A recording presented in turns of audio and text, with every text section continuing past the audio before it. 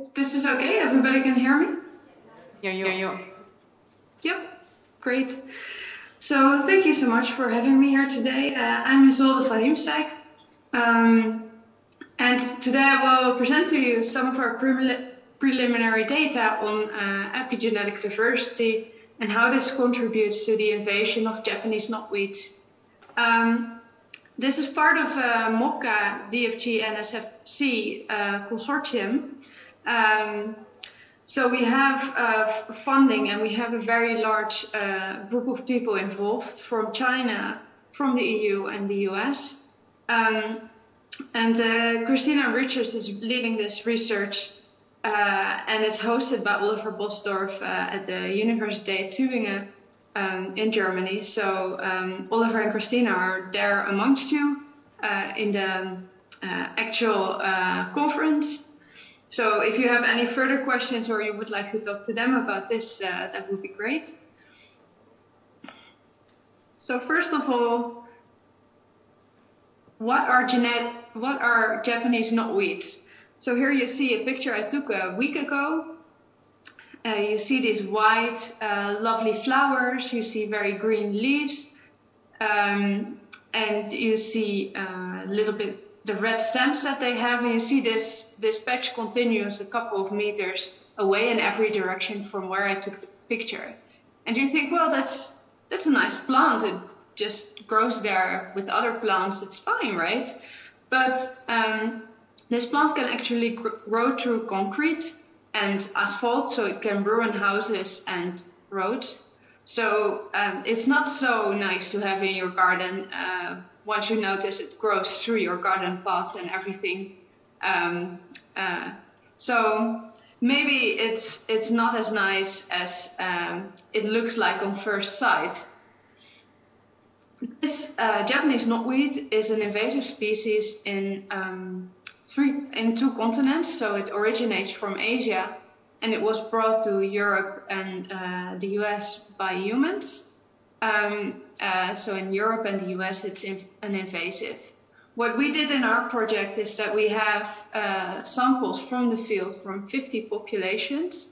And for each population, we have 5 individuals. So we took 5 samples in a patch. And we have this for 3 continents. So in China, we have the native plants where we expect a high genetic variation. And we already know for the 250 samples that we have from China that 4 types of ploidy occur, 4, 6, 8, and 10x. In the EU, the plant is invasive, and we expect a very low genetic variation. The theory is that Alexander von Humboldt brought this plant to Europe about 200 years ago. And then from the couple of plants that he took with him, it was spread all over Europe. What we already know for the 250 samples that we have from Europe is that we have 2 ploidies, 6x and 8x. And then in the US, we expect low to medium genetic variability. And we base this on some previous analysis that were done before this project started. And we know that for the samples that we have from the US, we have the ploidies of 4x, 6x, and 8x. So this very low genetic variation that exists in the EU and the US in the invasive ranges of this plant, we're wondering if maybe instead of genetic variation, the methylation could act as a mechanism to allow these plants to adapt to new conditions. So today I will only present some preliminary data, unfortunately, but we are very excited with what we found so far. So the samples that we did a test on are 24 samples from the EU. Here you see the transect through the EU, and the population numbers start low in the north of Italy. So EU 01 is situated in the north of Italy, and then the last population, EU50, is situated in Sweden. And what we tried to do is to spread the samples that we took for this test all across this transect, because then we would already be able to see a little bit the variation that we would get. As well, we tried to get the two Ploides that we found in the EU so far. We knew this already for the samples that we have. We tried to get both Ploides sort of equally in our data set. So here you see the sampling scheme that we made for this test, for which I will be showing the data. And we have orange populations that are 8x, and then we have the blue populations that are 6x. So the data was generated in Nijmegen by Niels Wagenmaker in the lab, and Mark Schmidt helped us with the assembly and bioinformatics so far, and the analysis. And since these knotweeds, you already saw they have many different Ploides, we also know that the genome is 9 gigabase pairs. So to generate the data for so many samples would be kind of beyond human to, at the moment, still to generate. So what we did was we used a reduction method. So we with enzymes, we digested the DNA so that we would get a smaller representation of the genome. This method is called genotyping by sequencing. And then what you can do is you kind of use the same protocol, but then add a bisulfite conversion step where the unmethylated C's get translated into T's. And you might see here in the picture that a C usually has or a G usually has a C across it, but then we replace any unmethylated C's with T's. So we know that any C's in the data set that we see were methylated, and any T's that are across of a G are unmethylated. So that is EpiGBS. So here you see the first PCA plot. This is based on data, the data that we generated with this method, and we had about 1.2 million contacts of 250 base pairs, and this covers the genome about 3%. And in this first PCA, what you see is that these two groups already, of the two Ploides, already really pull apart very, very well. Another thing that's quite striking is that the 8x samples show much lower diversity than the 6x samples. So if you know a little bit more about the history of how 6x plants are thought to arrive, it makes sense, because 6x plants are thought to be hybrids between 8x and 4x plants. It makes sense that their genome should be more variable than the 8x plant genome. So that is something that we really see confirmed in this PCA. Then if we look at the other axis of the PCA, this pattern really stands, and only when we go to the second and third axis together, we see that kind of that 8x group lies very close to the centroid of the 6x group. But I think it's quite clear that these two Ploides really show diverging groups. This is also clear when you build a dendrogram of the same data. You can see that the 8x plants really nicely cluster together. And we saw that, we found that 244 SNPs showed really significant association with Ploides. So these are interesting SNPs for us.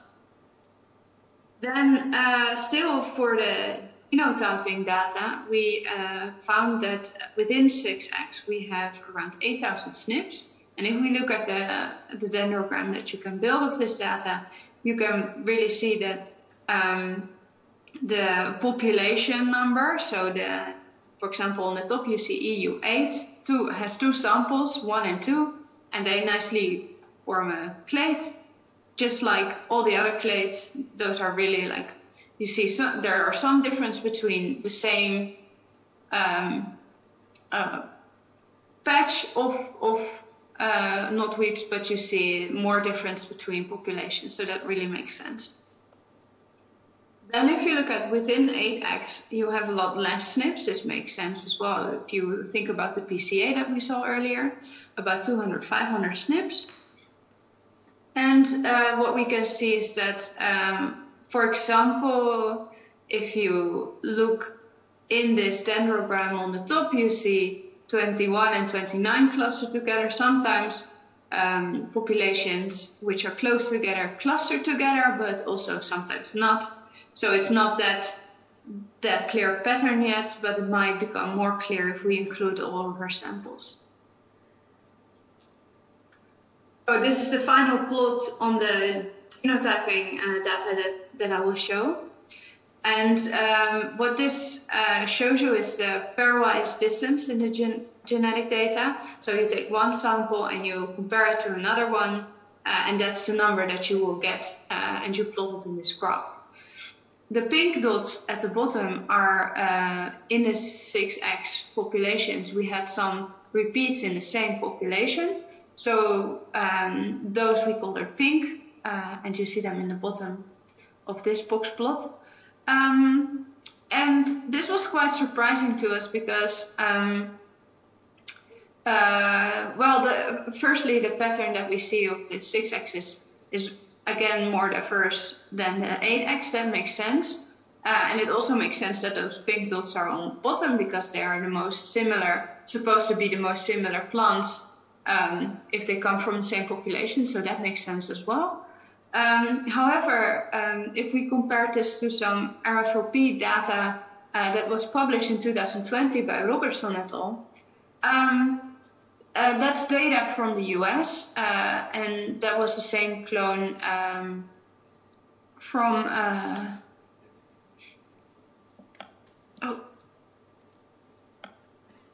Long Island. And you can see in the graph that their pairwise distance that they found was only 0.03. It doesn't even fit on our axis, so it's much lower than we expected. This can, of course, be a difference between the type of data that we have, but we might also need to consider, okay, it's Dr. De Korte already said in her talk, it might be really important to also take into account this genetic data, right? Finally, some methylation data. Here you see a violin plot of the genome-wide methylation. And at first sight, I thought that they were the exact same, but if you look very close, you can see there's a tiny difference between the two plots. So I'm pretty sure I didn't make a mistake in the plotting. But what you see here, the most important aspects are the vertical box is kind of the box that you know from a box plot, and then the line that goes through it is the whiskers of the box plot, and then the white dot is the median. So you can see the medians here are quite the same, only the box of the box plot has shifted a little bit. And this is for all methylation contexts together. And then if you look at other contexts that Iris explained before, you can see, okay, there again, between the two ploidies, they are highly similar. So again, highly similar, and again, highly similar. So we kind of hope that there would maybe be initially already a big difference between the hybrid species and the 8X species, but might be much more in certain regions of the genome that the methylation difference between hybrids and the kind of normal species, the 8X species. Then I was curious to see, okay, we have all these different populations, and mind you that some of these violins in this plot are only for one individual. You still see that the median is doing something. So this is the methylation in all contexts. And you can see it's kind of moving around, so that's kind of encouraging. I also plotted below the different ploidies that were present in these populations. So you can kind of have in the back of your mind, okay, those are different. I didn't see a pattern yet in this, but it will become very interesting, I think, over time when we get the opportunity to really have the full data set here. So to conclude this, we found a much higher genetic diversity than we expected beforehand.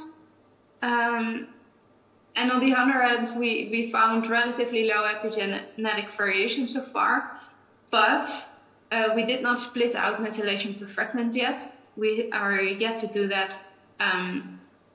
And what will be interesting when we do that is that probably in not too long, we also will have a reference genome. So we might even be able to link some of these fragments to genes or certain genomic regions. We might actually know the order in the genome at some point within the scope of this project.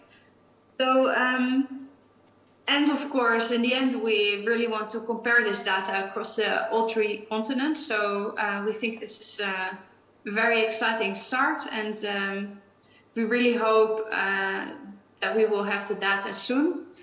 Finally, I would like to remark that this was the work of a lot of people again, and we were only able, through the pandemic, we were only able to have contact with each other through Zoom. So this is how the group usually meets, once a month. And it's really massive meetings with people in China staying very late, people in Germany having lunch, and people in the US getting up very early to be able to attend. So if you want to contact us, please do so. You know, Oliver and Christina are there at the live event, but you can also contact us through Twitter, or my email address is here as well. So with that, I would like to conclude, and I have no idea how much time I took.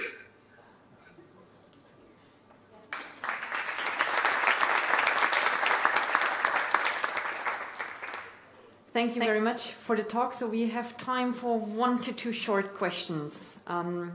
So maybe first question from the audience.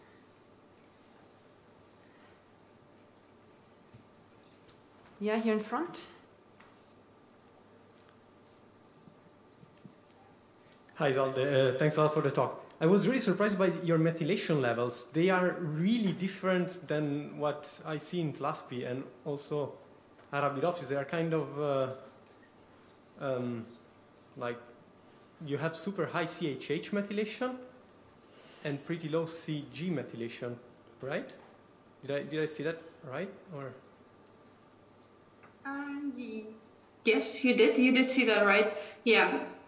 I don't know why that is yet. So we really still need to compare it to other organisms. So I didn't know it was very high, to be honest.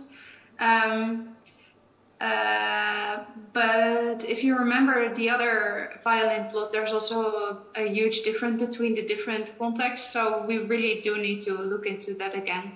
And another thing is that we really just put everything together. So we didn't look yet at transposon or anything because we were kind of waiting for at least some more data, for example, transcriptome data or something to identify these fragments that we have. Because, yeah, I think if I remember correctly, we did mark it one,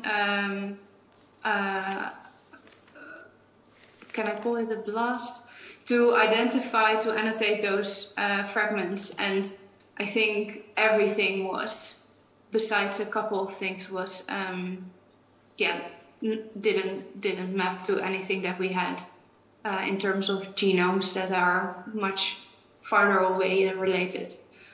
So yeah, we have no clue where that if,